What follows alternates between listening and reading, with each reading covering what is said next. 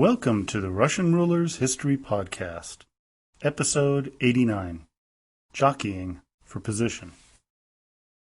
Well, before I get started, I want to say a couple things. First, I want to say thank you to Mike Duncan, The History of Rome. Today was his last podcast in his series, over 170 podcasts over a 5-year period of a narrative about the history of Rome that got me excited about doing the history of Russia. Mike, you went with me on a lot of walks on Monday mornings with my dog through the woods, listening to your incredible story about Roman history. Thank you very much. Secondly, during the time off I've just had, this podcast celebrated its second anniversary on April 30th.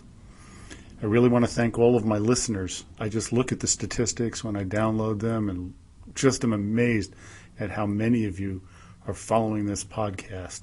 And I just hope that it brings you a little bit of joy like it does to me every week. Thank you for all of you listening. In the last 2 episodes, we witnessed the end of the last Soviet ruler to be executed in Lavrentiy Beria. Only in office about 100 days, he was double-crossed by Nikita Khrushchev, who thought he was going to oust Malenkov. Also, we heard the so-called secret speech given by Khrushchev denouncing the actions of Joseph Stalin and his cult of personality. Now, I think we need to summarize who was in charge of the USSR after the removal of Beria. Well, you have Vyacheslav Molotov, and he was the foreign minister. Next, you have Georgy Malenkov, and he was the chairman of the Council of Ministers. Nikita Khrushchev was the first secretary of the Communist Party, down the road a little bit. Then there were the Politburo members whose numbers were shrunk after Stalin died to kind of get rid of all those young Stalinists who had threatened the old guard. Now, the old guard included men like Lazar Kaganovich, Nicholas Bulganin, Anastas Mikoyan, Mikhail Poruvkin, and Clement Voroshilov. So basically, these are the men who collectively controlled and ran the Soviet Union starting in July of 1953 when Beria was ousted. But now the machinations and the backroom deals were just starting to get hot. Khrushchev was to dominate things, as was evident after a secret speech to the 20th Congress in 1956. While Khrushchev began to attempt to gather and expand his power base, a number of conservatives led by Molotov began to crumble. That was in 1956 here. But before we get into that, let's step back a bit and follow the events from 1953 to 1956.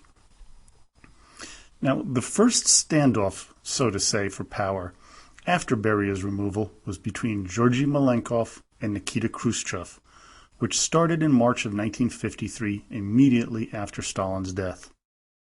On March 23rd, concerned about any one man ever having too much power, Malenkov was forced to relinquish his position as the head of the Secretariat, a position that was later handed to Khrushchev, and this was done by the entire Presidium. Now, if you were a betting man in June of 1953, you would have given even money on Malenkov ending up on the upside of the power struggle. Khrushchev, I would have given him 5-1 odds. But if you had inside information, you would have cleaned up, as Malenkov had a big problem, as he was unable to change the way he played the behind-the-scenes intrigue games within the Kremlin walls. He felt that he could use the same tactics that he used while Stalin was around, which of course was a big mistake. Another error in his ways was his promise to the Russian people to increase the Soviet economic focus on consumer goods while lessening the focus on heavy industry.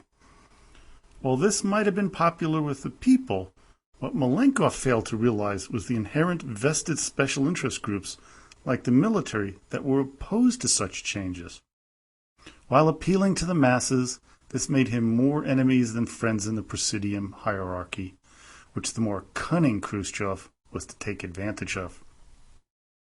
Now, if you just judge them by their personalities alone, Khrushchev had it all over his rival. While far less educated, Khrushchev had a way with people. And according to his friend Alexei Ajubai, after Stalin's death, quote, Khrushchev changed, even externally. He became more self-assured, more dynamic. His very manner of speaking had changed. He sounded much more independent.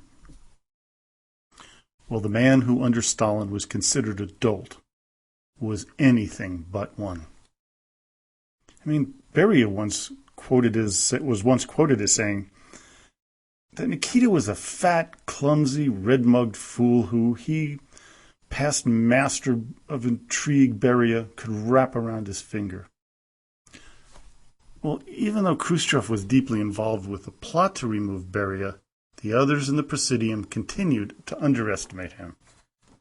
By September of 1953, he was named First Secretary, a position he was to use to consolidate power, much like Stalin did in the 1920s.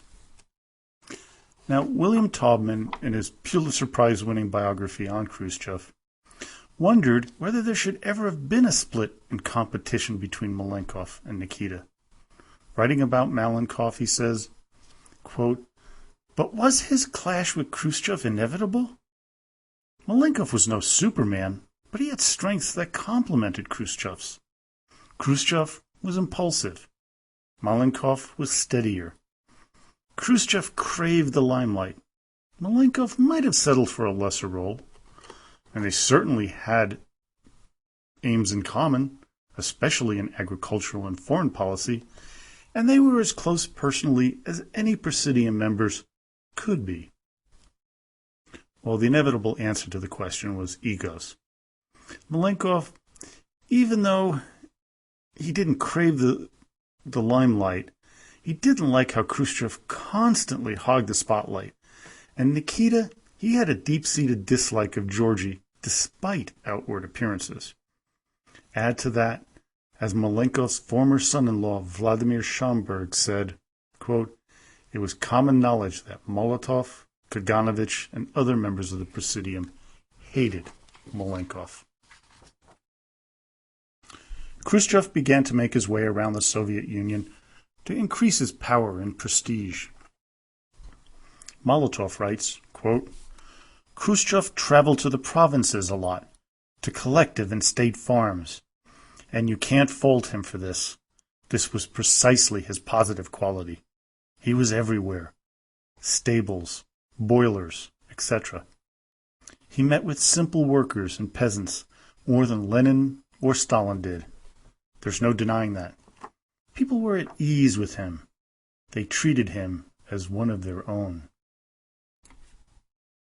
Malenkov then made a major blunder in November of 1953, when at a party meeting he threatened to remove corrupt officials. As Taubman so deftly puts it, quote, his speech was greeted by the silence of the grave, as incomprehension blended with confusion, confusion with fear, and fear with indignation. At that point, Khrushchev's voice rang out. All that, of course, is true, Georgy Maximilianovich. But still, the apparat is our foundation. At that, the hall exploded with enthusiastic applause. Khrushchev was also blunt with his assessment of the Soviet economy, especially agriculturally. He is quoted as saying, comrades, this is already the 38th year of Soviet power. That's not a short amount of time. That means we should be ashamed to keep blaming Nicholas II. The man's been dead for a long time. Members at the meeting laughed. At another meeting he said, the people put it to us this way. Will there be meat to eat or not? Will there be milk or not? Will there be decent pairs of pants? This isn't ideology, of course.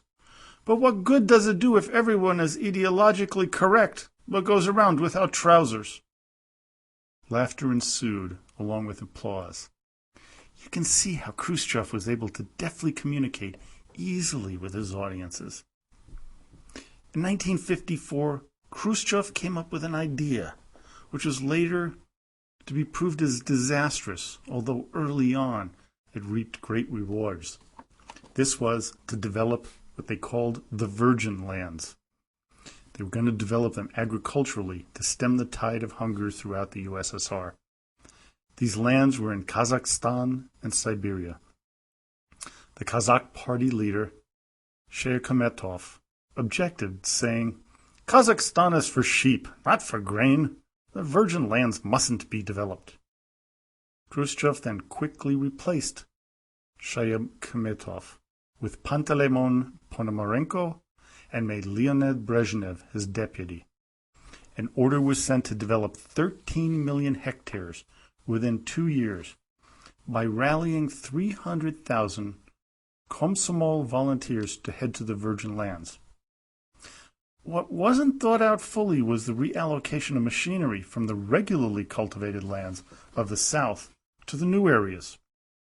This caused the inability to work and harvest the lands that not only were traditionally counted on to support the country, but it was the most fertile land, something that the Virgin Lands were certainly not. Another problem with the new lands was the unpredictable weather. It could go through long periods, sometimes years, of very low rainfall, which meant a boom or bust type of living for the newly arrived, and inconsistencies in grain delivery for the rest of the country. Molotov was the first to openly object to the use of the Virgin Lands, calling the project absurd. In his autobiography, Molotov said of Khrushchev at that period, "Khrushchev was so carried away that he was like a runaway horse or like a cattle dealer, a small-time cattle dealer. Without doubt, a man of little culture. A cattle trader, a man who sells livestock." Khrushchev, for his part, countered with attacks on Molotov, where he told the plenum Molotov didn't once visit the collective farm next door to his private dacha. He intimated to his comrades that Molotov was so far removed from the people that he had completely lost touch with them. Still, the two remained allies while they worked on ousting the man they mutually disliked, Malenkov. In the background, Khrushchev had his hand-picked KGB head, Ivan Serov, begin to privately blackmail Malenkov over his role in the Leningrad affair, which cost the lives of Kuznetsov and Vozhinsky, among others. By April 1954, the Supreme Court of the USSR posthumously rehabilitated all those falsely accused in the Leningrad affair, which Malenkov had a lot to do with. Khrushchev by now had the backing of Molotov, Bulganin, Kaganovich, Voroshilov, and Mikoyan. He began to populate the party offices with men who were allies of his. So when Khrushchev went to Beijing to celebrate the 5th anniversary of the People's Republic of China, Malenkov was safely left behind in Moscow. By the plenum of January, he began to publicly denounce Malenkov. He accused Malenkov of being Beria's right-hand man.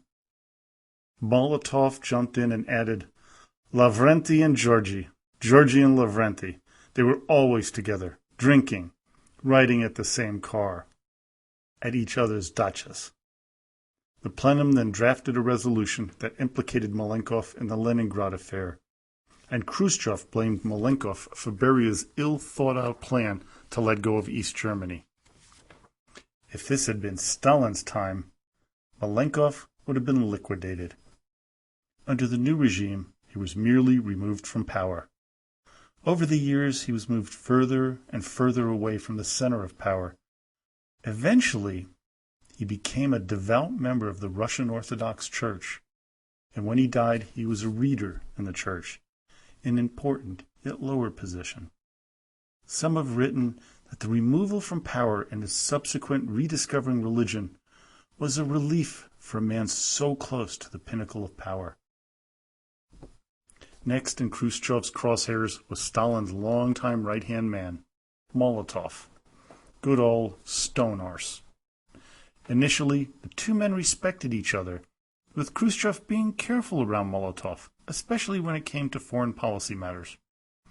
But that changed in 1954 when Khrushchev wanted to improve relations with Marshal Tito of Yugoslavia, someone Stalin wanted dead, and Molotov, being Molotov, followed his boss's lead, even after his death. There were two main reasons why Khrushchev decided to try a rapprochement with Yugoslavia. One, to correct what was considered a policy mistake on Stalin's part, and the second, to begin the process of undermining Molotov.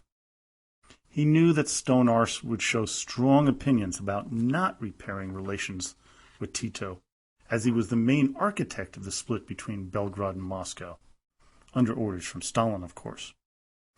Molotov wanted the Yugoslavs to come to Moscow, but Khrushchev said that they shouldn't, quote, come begging with their hats in their hands. So off to Yugoslavia they went. Only Molotov didn't come along. Khrushchev led the way and helped ease the tensions in May of 1955. According to Taubman, quote, Molotov's complaint that the Presidium decided Yugoslav issues in his absence prompted this profound exchange. It was an exchange during a Presidium meeting between Molotov and Khrushchev. Khrushchev, we told you before you left. Molotov, what I said is a fact. Khrushchev, what we're saying is a fact. The question of whether Molotov deviated from the party line triggered this colloquy. Khrushchev, you were against. Molotov, I expressed my point of view. Khrushchev, flashing the biting humor that was a strong source of his appeal. All the soldiers are out of step. Turns out, only Molotov is in step. From here, others began to jump on the Bash Molotov bandwagon. Malenkov, who was still at that time trying to get back in Khrushchev's good graces, helped pound Molotov in revenge for his bashing. Kaganovich backed Khrushchev by saying, Comrade Khrushchev carries out his work intensively, steadfastly, actively, and enterprisingly, as befits a Leninist Bolshevik and Central Committee First Secretary. The butt-kissing was just getting started. Molotov knew he was in trouble, which caused him to backtrack. Quote, I consider the Presidium has correctly pointed out the error of my position on the Yugoslav question. I shall work honestly and actively to correct my mistake. To which Khrushchev replied, For 34 years he sat in the Politburo, and then for 10 years he talks nonsense. Why don't you retire? We'll give you a good pension. We'll respect you, but don't interfere with our work. Another issue that Khrushchev jumped on was the way that Molotov seemed to be totally out of touch with the sufferings of the Russian people. Stalin was infatuated with massive government buildings, showing off to the rest of the world. Khrushchev remembered a comment that Stalin had made. What will happen if visitors walk around Moscow and find no skyscrapers? They will make unfavorable comparisons with capitalist cities. The problem was that the people were forced to live in rotten conditions, even in Moscow. 2 or 3 families were forced to live in one small apartment. Stalin didn't care, but Khrushchev did. So when Molotov reported to the Presidium that the people were upset with the living conditions, Khrushchev mocked him by saying, You'd have thought he'd been born only yesterday. He acted as though he just learned that people were living in overcrowded, vermin-infested, intolerable conditions, often 2 families to a room. At the end of a speech denouncing Molotov, Khrushchev complained about Molotov and his wife, Polina Zemchuzhina, and the pairs welcoming the American ambassador to their home. That's incorrect, even scandalous, Khrushchev said. We, members of the Presidium, don't receive foreign correspondence without the Presidium's permission. And here's a minister's wife opening a private diplomatic shop and receives anyone who strikes her fancy. You're the Minister of Foreign Affairs, but your wife isn't your deputy. I have to tell you, Vyacheslav Mikhailovich, that she does you a disservice, your wife. Many years later, though, Khrushchev was to be denounced for bringing his wife, Nina Petrovna, on foreign trips. But now it was his time to put the screws on his opponents. Molotov was still on the Presidium, but his influence was greatly diminished after this bashing by Nikita. Khrushchev now turned to finally dismissing the influence of Stalin at the 20th Congress of the Soviet Communist Party, which started on February 14, 1956. Now, I've already read an abridged version of the speech given by the First Secretary, but if you haven't heard it, go back and listen to it now, because it's really important to hear the words of Nikita Khrushchev at that time. What started it all, though, were the first words Khrushchev said to start the meeting. Quote, "In the period between the 19th and 20th Congresses, we have lost distinguished leaders of the communist movement. Joseph Vissarionovich Stalin, Clement Gottwald, and Keiichi Tokuda. I ask everyone to honor their memory by standing." The attending delegates were stunned. As the Italian communist Vittorio Vidali recalled, "We looked at one another in surprise. Why? Who was Tokuda? What a strange tribute this was, made in such a hurry. It was almost as if he were afraid of the dead, or ashamed to mention them." Vidali may not have understood what was going on, but the Presidium, and in particular Khrushchev, did. They were there to tear down the man who had controlled everything before, Stalin. The Congress was completely planned out, and over the next 10 days of meetings, things were slowly taking apart the cult of the individual, laying the groundwork for never letting one man take that kind of control again. While men like Mikoyan talked of the time of Stalin negatively, a letter from Mao Zedong praised the late leader, which caused the delegates to burst into applause. It was on the 10th and final day that the secret speech was given to a stunned audience. Khrushchev basically said that Stalin had betrayed Lenin and the Bolshevik movement. The speech by Nikita was, as Taubman puts it, was the bravest and most reckless thing he ever did. It shook the communist world to its core and made Khrushchev numerous enemies.